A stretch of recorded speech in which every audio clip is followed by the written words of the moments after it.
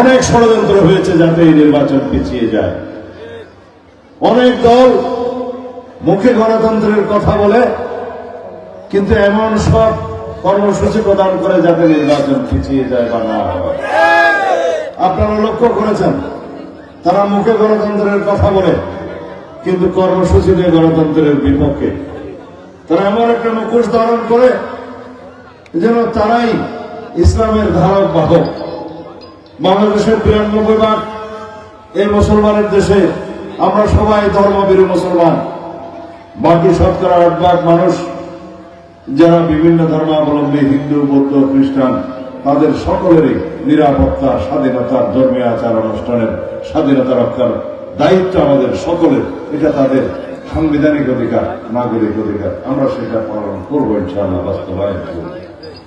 কিন্তু ধর্মের নামে, ইসলামের নামে ধোঁকা দিয়ে যারা আজকে মা বোনদের কাছে যাচ্ছে, জান্নাতের টিকিট বিক্রি করছে, তারা কারা? তাদের মুখোশ উন্মোচন করবে। আমরা সবাই ধর্মপ্রাণ মুসলমান, আমরা সবাই ধর্মভীরু। আমরা রাসূলুল্লাহ সাল্লাল্লাহু আলাইহি ওয়াসাল্লামের প্রদর্শিত পথে, মদিনা ইসলামের পথে আমরা সবাই জীবনযাপন করি, করব। কিন্তু যারা বলছে ওই মার্কায় ভোট দিলে একটা জান্নাত পাওয়া সোজা হবে, ওই মার্কায় সোজা হবে, এত সোজা কেন দুনিয়ার জন্য দিনকে বিক্রি করছেন? কেন দুনিয়ার জন্য আখিরাতকে বিক্রি করছেন? কেন সহজ সরল মানুষকে, মা বোনদেরকে ধোঁকাবাজির মাধ্যমে ভোট আদায় করবেন? নিজেরা ভোট প্রার্থনা করুন, নিজেদের কর্মসূচি প্রদান করুন। দেশের জন্য কি করবেন, মানুষের জন্য কি করবেন, আপনারা ইশতেহার প্রদান করুন। মানুষ যদি আপনাদের ইশতেহারের পক্ষে ভোট দেয়, আপনারা সেটা বাস্তবায়ন করবেন। এটাই গণতন্ত্রের ভাষা। আমি আপনাদের কাছে সালাম দিতে এসেছি, কেননা দীর্ঘ 10 বছর প্রায় নির্বাসিত জীবন কাটাতে বাধ্য হয়েছিলাম, কিন্তু আমার মনের যোগাযোগ, আমার মন ছিল আপনাদের কাছে। আমি শারীরিকভাবে নির্বাসিত জীবন যাপন করেছি বটে, প্রতি মুহূর্তে আমি ছিলাম আপনাদের সাথে। সকলের সাথে আমার যোগাযোগ ছিল, যাদের সামর্থ্য হয়েছে তারা আমাকে দেখতে গিয়েছে।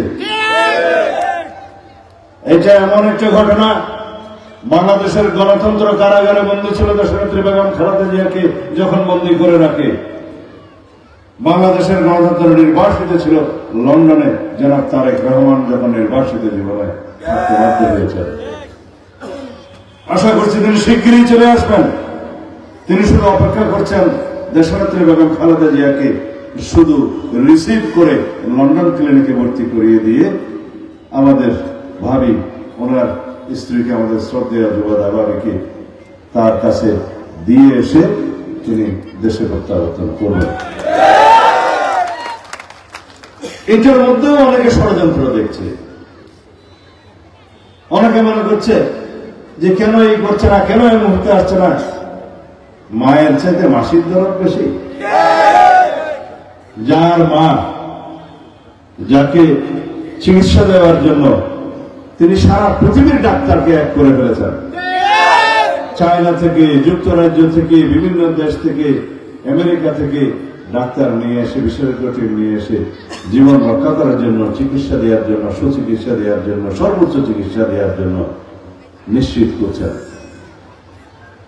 আর সেই ছেলেকে নিয়ে প্রশ্ন করে তিনি চেষ্টা করছেন কোন রকমে এয়ার অ্যাম্বুলেন্সে নিয়ে লন্ডন পর্যন্ত যদি নিয়ে যাওয়া যায় গতবারের মতো, তাহলে দেশনেত্রী বেগম খালেদা জিয়ার জীবনটা হয়তো রক্ষা করা যাবে, আল্লাহ রাব্বুল আলামিন যদি হায়াত রাখে।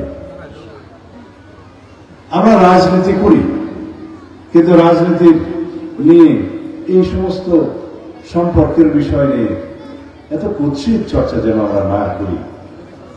আমরা যেন মানবিক আচরণ হারিয়ে না যাই।